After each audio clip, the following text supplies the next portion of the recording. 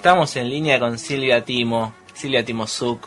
Qué alegría tenerte de vuelta. ¿Cómo estás, Silvia? Buenos días. Hola, buenos días. Gracias por llamarme nuevamente. Excelente programa que hacen. ¿Cómo te va? ¿Cómo andás? Bien, muy bien. La verdad que contenta de que me convocaran nuevamente para hablar de sexualidad, porque ¿por qué no vamos a hablar de sexualidad después de los 60? Esa es una pregunta que nos hacemos, ¿no? Porque justamente en la revista Cultura en Grande, en la número 10, que habla de sexualidad, hay una nota que dice, ¿por qué no vamos a hablar de sexualidad después de los 60? Totalmente. La verdad que bueno que haya estos espacios donde podamos hablar, donde podamos un poquito también preguntarnos y ver cuáles son los mitos y prejuicios por los cuales no hablamos, ¿no? Que son los mismos prejuicios y los mitos que nos arrastramos desde jóvenes, creo yo, ¿no? No es que uno llega grande y dice, no, yo a esta edad, uno lo viene arrastrando de siempre. Totalmente. Y con los años creo que esas cosas se van afianzando un poco más. Sí, realmente. Y uno piensa que solamente las personas mayores de 50 y de 60 no hablan de sexualidad, claro.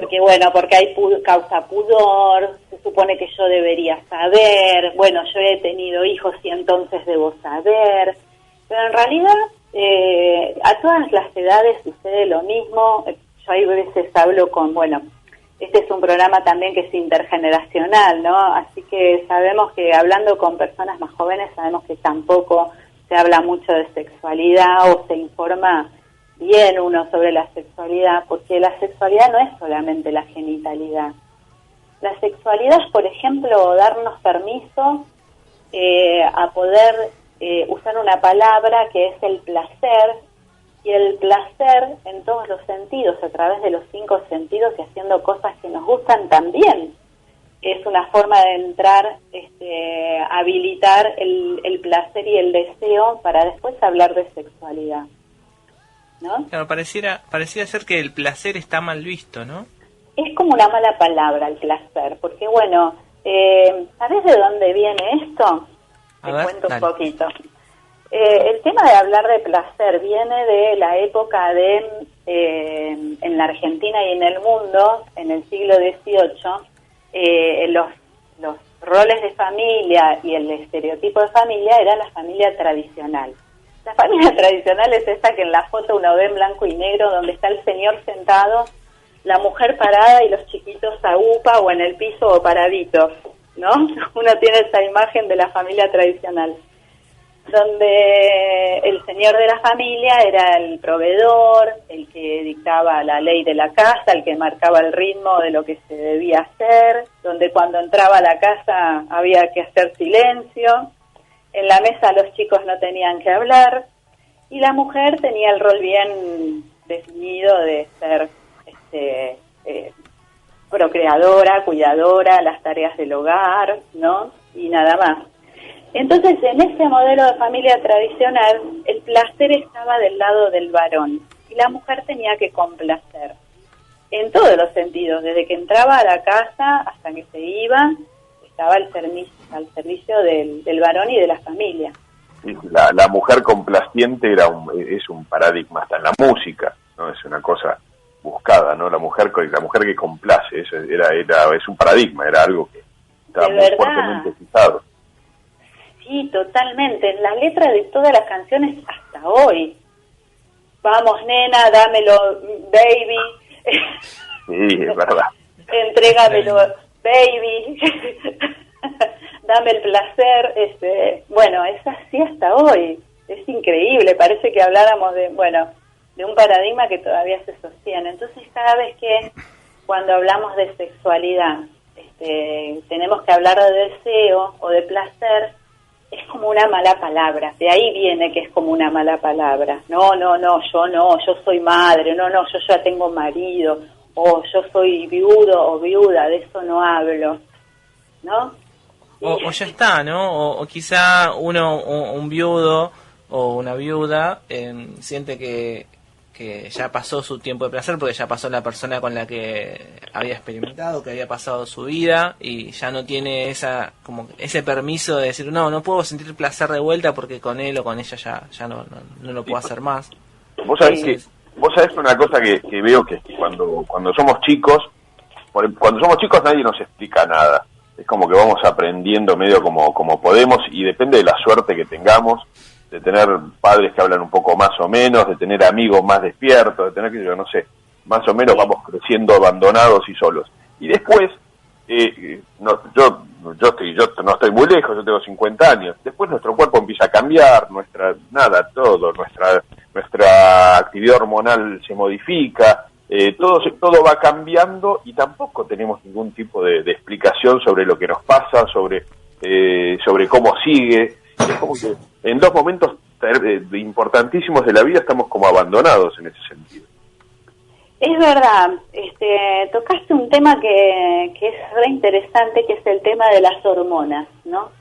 Generalmente cuando somos más jóvenes y en la adolescencia tenemos las hormonas como pochoclo. Claro. Aprendemos a los ponchazos, como vos dijiste, por un lado, por el otro, preguntarle a alguien, ahora buscando en YouTube o googleando. Y lo que prima cuando uno es joven, más que nada, las feromonas, la testosterona y la respuesta sexual humana, que es biológica, que está disponible, ¿no? Pero no es el único factor que interviene en la sexualidad, porque va a intervenir también esto que hablábamos recién, el aprendizaje, los mandatos, los permisos, claro, cómo aprendimos la sexualidad. Lo cultural. Lo cultural nos atraviesa, ¿no? Nosotros somos seres psicosociales y emocionales. Somos todo eso. Entonces, cuando hablamos de sexualidad, no somos solamente hormonas. Pero hablando de hormonas, cuando disminuye la actividad hormonal con el paso del tiempo, como recién decías, a partir de los 50, de los 60, ¿no? Hay otras hormonas que entran en juego y que es súper interesante, que son las hormonas de la recompensa, ¿no? Las endorfinas, la oxitocina, que se originan por una respuesta ante un estímulo que viene del cerebro. Bien. Así que cuando aparece algo que nos estimula, que nos gusta, que podemos trabajar, que podemos hacernos la cabeza, buscar un video, emocionarnos con alguien nuevo, buscar experiencias distintas con la misma pareja, el cerebro empieza a activarse y empieza a liberar, ¿no?, estas endorfinas y oxitocinas que nos dan esta recompensa en el circuito de la recompensa y el circuito del placer. Así que ya no tenemos la excusa de decir no, ya estoy retirado o retirada porque las hormonas ya no me responden. Bueno, algunas están enlentecidas en la respuesta, pero las otras les podemos dar de comer, las podemos alimentar y podemos reactivar esa fantasía, ese deseo, ese placer, buscándolo. Hay que irlo a buscar, no viene solo. No, yo no siento. Bueno, podemos trabajar eso. Hay que buscarlo. Claro, lo podemos ir a buscar. Y en ese sentido, justamente estaba mencionando recién, en varios ediciones de la revista Cultura en Grande hemos hablado de sexualidad y hablamos de estas cosas, ¿no? Y ahí te quería sí, llevar sí, rápidamente. Antes de hablar específicamente de la revista, quiero que hablemos del taller Brotes Eróticos. Ah, bueno, bárbaro. Sí. ¿Cómo surgió eso? ¿Cómo surgió? Bueno, en el año 2019, antes de la pandemia, yo había terminado ya mi carrera de psicóloga social. Un año antes y varios años antes había incursionado en profundizar sobre sexualidad en la cátedra de medicina virtual de la Universidad de Buenos Aires, donde una vez al año se daban jornadas de sexualidad y se tocaban distintos temas. Y en el año 2017, hubo una jornada entera, todo un día dedicado a la sexualidad, y me metí en un taller que era sexualidad para personas mayores. Y lo primero que me pregunté es, ¿cómo las personas mayores tienen sexualidad? Ahí fue mi primera pregunta. Y a partir de ahí fue un camino de ida de seguir investigando en el tema, hasta que hice una especialización en el 2018, y en el 2019 veo que sale publicado la Escuela para Mayores del gobierno de la ciudad, y me postulo para hacer un taller. Presento mi currículum y para mi sorpresa me convocan para dar un taller de sexualidad en personas mayores de 60. Yo me puse recontenta que hubiese interés en el tema, y bueno, después vino la pandemia, así que el taller tuvo que ser virtual. Tremendo. Lo desafío. Claro, y cuando vinieron los talleres virtuales, ¿no? El primer obstáculo fue la tecnología, ¿no? Yo tuve que aprender a manejar el Zoom, no tenía ni idea qué era el Zoom. Entonces, dimos un taller, estaban los talleres de inglés, talleres de cultura, talleres de distintas índoles, y lo que nos preguntábamos con el equipo era, ¿quién se va a anotar a un taller de sexualidad? Con el pudor que provoca eso, es un tema re tabú, recién decíamos que no hablábamos de eso. Bueno, cuando abrimos las ventanitas y se habilitó el Zoom el primer día, hubo 60 personas anotadas. Todos ahí juntito a la pantalla, mirando de qué íbamos a hablar.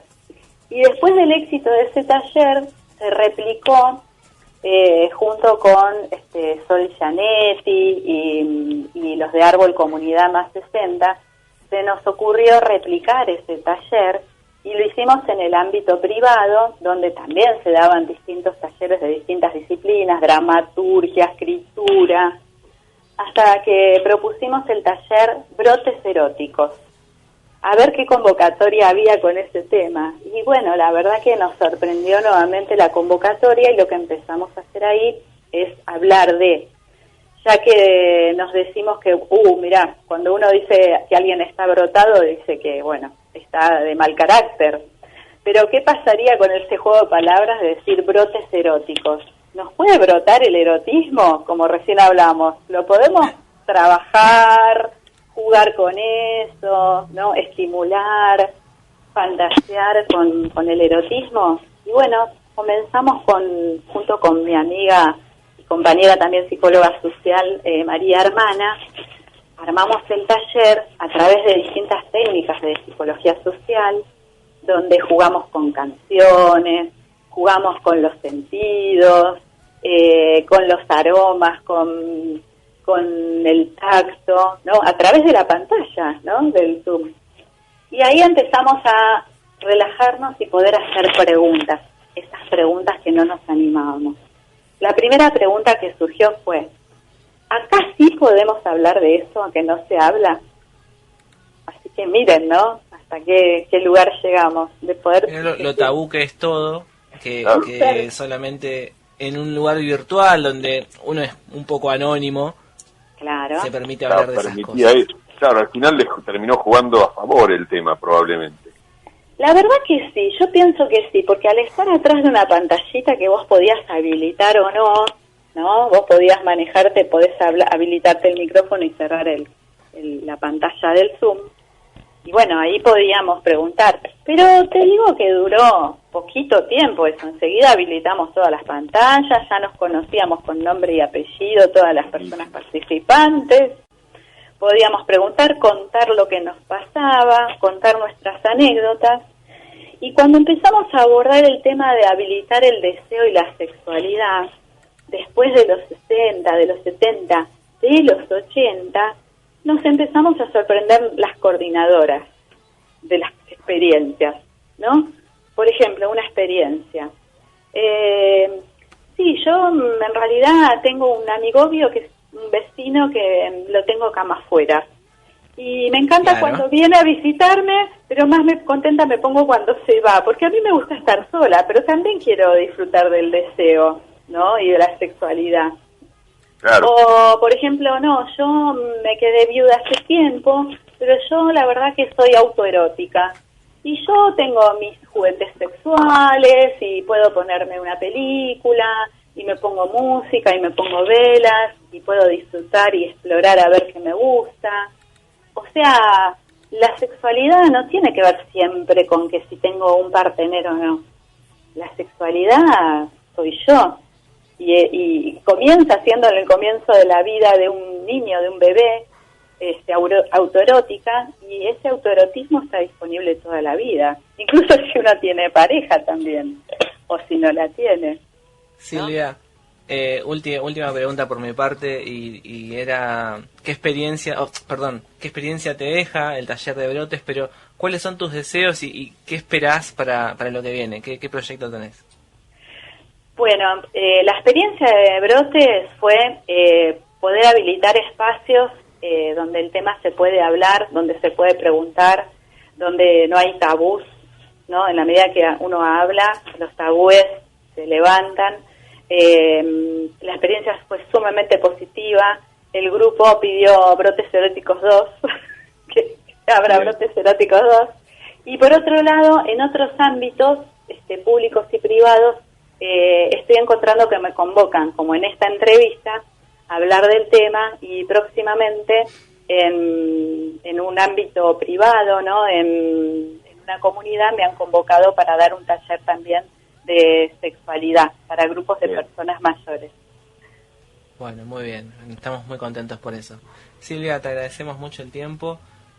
No sé si quieres contar algo más que en estos últimos segundos, pero te agradecemos de verdad de vuelta haber estado con nosotros, es un placer para nosotros. No, yo la verdad que les agradezco, me encanta que los varones estén hablando de estos temas y que podamos hablar los varones y mujeres sobre la sexualidad, lo que nos pasa, lo que nos gusta, y como mensajito final dejaría eso, ¿no? El factor más importante para la sexualidad, si uno tiene un partener y hace mucho que no experimenta el deseo o está ahí medio en un cajón, hagamos una propuesta. Vamos a explorar nuestras propias zonas erógenas, ¿no? En privado, y después contémosle a nuestro partener este nuevo descubrimiento y propongámosle compartirlo. Esta comunicación puede despertar alguna fantasía o algo, reverdecer eso que está ahí, ¿no? Así que esa es la propuesta de hoy. Me gusta la propuesta. Genial, lo llevamos para traer el hogar. Después te contamos qué tal nos fue. Nos vamos con tarea, está muy bueno. Silvia, gracias por todo. No, gracias a ustedes. Lindo domingo. Gracias, lindo domingo. Silvia. Y antes de despedir a Silvia, como corresponde, Silvia Timosuk, psicóloga social, especialista en sexualidad para personas mayores, les cuento que si nunca escucharon hablar sobre Cultura en Grande, es un programa del Ministerio de Cultura y del Ministerio de Salud producido con y para personas mayores. Pueden comunicarse a Cultura en Grande por vía mail. Es el siguiente: culturaengrande@buenosaires.gov.ar. Vamos a escuchar un poquito de música y volvemos.